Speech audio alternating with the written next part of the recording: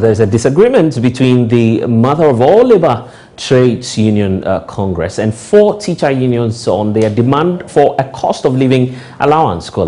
The teacher unions, NAGRAT, NAT, CCT and TUC say the worsening economic situation in the country and the increasing cost of living makes it an imperative for government to pay workers this allowance to cushion them. But speaking on PM Express Wednesday, Director of Labour Policy and Research of the TUC, Dr. Kwabena Nyako, says demanding that allowance will weaken the union's ability to demand more in the future. The labor scene is a complex scene. I am a researcher, and I know, for example, that in this country there are over 150 registered unions. Wow. It's a very complex terrain. And I've had the opportunity of drafting a proposal for cost of living allowance for this year. I have. We tested the terrain. And some people, and I wonder the information that the workers in the education sector or the unions there, we tested it among some of them, and people were like, okay, in April, as Angel Kabonu said, we will have to negotiate for 2023.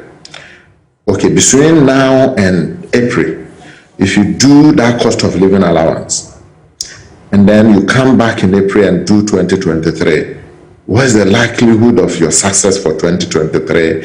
How do you balance the gains for the cost of living and all that? So discussions have been had on this, but I can tell you there hasn't been consensus. Okay. People think, okay, let's put our energies in getting something good for 2023. But NAGRAT, who are part of the unions demanding the allowances, it is very necessary for government to pay the allowance because their members are reeling under tough economic times. Angel Kabunu is president of NAGRAT. And let me tell you that in April this year, we are supposed to reconvene the Public Services Joint Negotiation Committee for us to negotiate salaries and income. For next year? Yeah, for next year.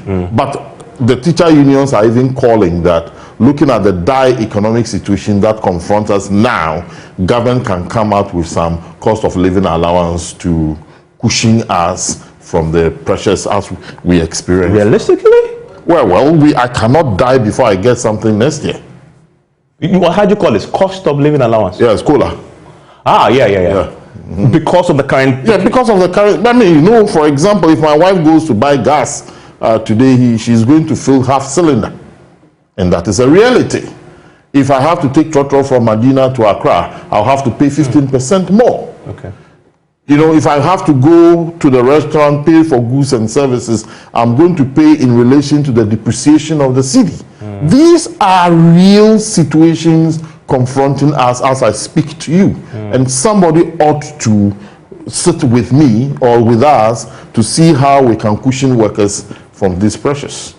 But it is not only the allowance dividing the teacher unions and TUC. The approach to negotiating with government is a contentious matter. Whilst TUC wants unions to adopt dialogue, NAGRAT wants a radical approach. Listen to Dr. Kwabena Nyako, who says the union should dialogue more. So, yes, I mean, for the TUC and its unions, our approach has always been dialogue. So you can declare a strike. You can go onto the street and demonstrate, but at the end of the day, you still have to talk about the issues that actually sent you into the street. And I mean, the figures you showed gave a certain historical hint. In 2015, when we had such dire situations, we did exactly with government what we did about 2 days ago, a dialogue on the single spine pay policy and what we need to be doing. In actual fact, if you remember very well, even the Senche consensus was the idea of the TUC. Oh, okay. Yes, we issued a statement and asked for a national dialogue on the economy. Okay. So our strategy actually has always been to dialogue with government over such critical issues. Because when we negotiate, we are negotiating for better wages, better improving, better working conditions and living conditions for our members. But that kind of negotiation is always surrounded by contextual issues, and some of those issues are what you have actually laid bare this evening.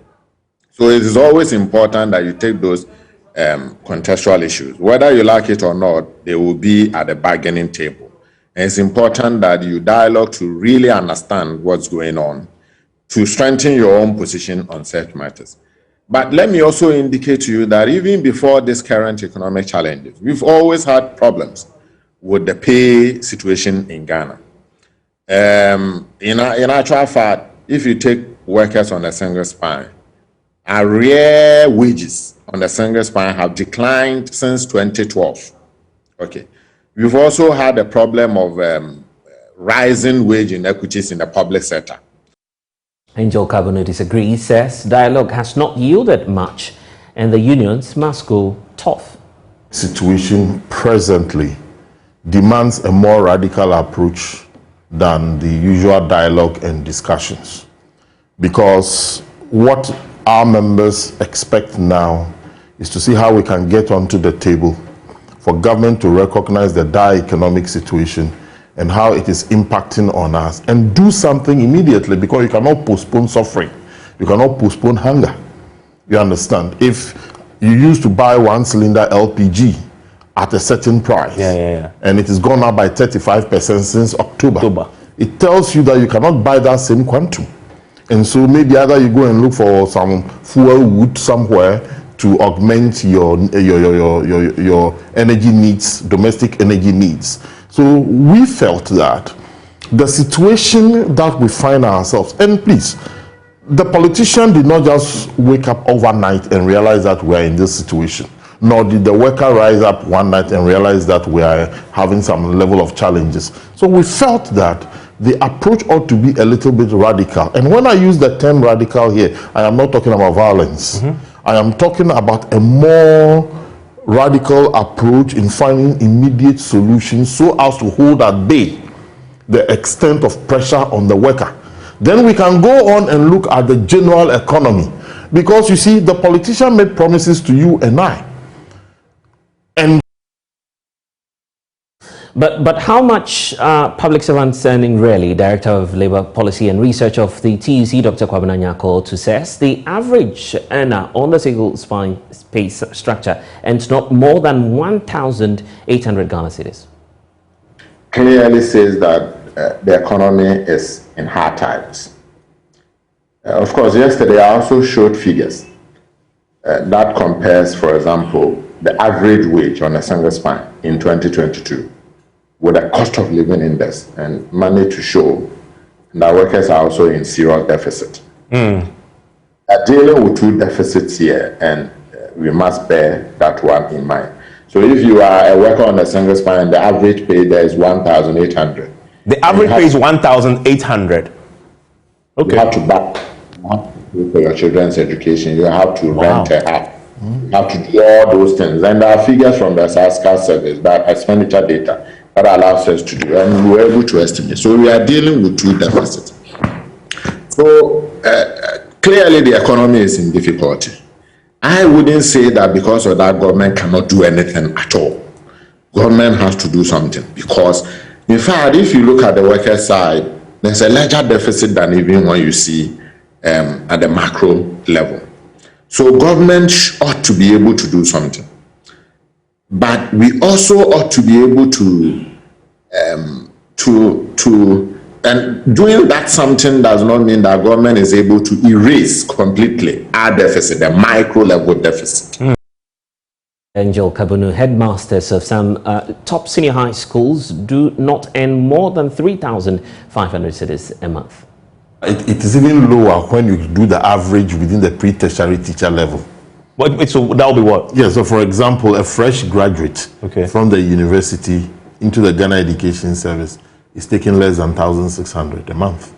So that's less than that? Yes, and then the headmaster of Presec and Achimota do not have their salaries more than 3,500. Oh, please. No, I'm telling you. You can check. Presec? The Presec. A headmaster? Yeah, the headmaster. So this is take home, right? That is take home, yes. Less than 3,000? Yes. Less than 3,000? Yes. You're kidding me? No, I'm telling you the fact. You can check. In today's Ghana? Yes, in today's Ghana. How are they surviving? Well, So this is the headmaster. Yeah, that's the headmaster. So, so what about the teachers? Well, Because they are supposed to be the best paid, like, you know, and then they... So I'm talking about Achimota, I'm talking about Presec, I'm talking about Fancy Supreme, I'm talking about Wesley Girls. Less than 3,000 cedis. Yes, take home. Wow. And we'll be talking about depreciation. Yes. 30-something% increase in LPG. Yes. Definitely he's buying gas. Yes. Fuel prices have gone up. So when you interrogate the specifics of incomes at different sectors and at different services, that is when the disparity will begin to start hitting you realistically.